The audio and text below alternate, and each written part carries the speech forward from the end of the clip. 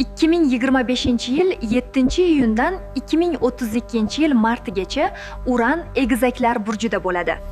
Bu yangi fikr, yangi ong va yangicha aloqa davrining boshlanishi. Uran inqilob, texnologiya, erkin fikr va yangilanish sayyorasi. Egizaklar burji esa aloqa, bilim, axborot va fikr oqimi belgisi.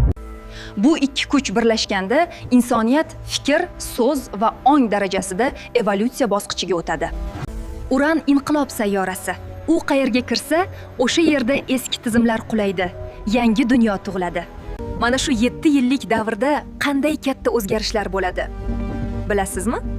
Avvalo, sun'iy intellekt, neyrotarmoqlar, raqamli ong va muloqot shakllari keskin o'zgaradi.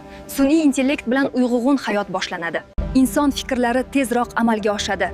So'zning kuchi ortadi. Har bir fikr kuchli energiyaga aylanadi.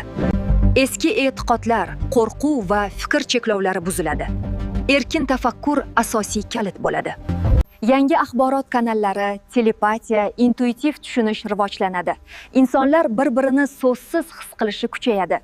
Shuningdek, ta'lim tizimi, til va fikrlash paradigmalari yangilanadi.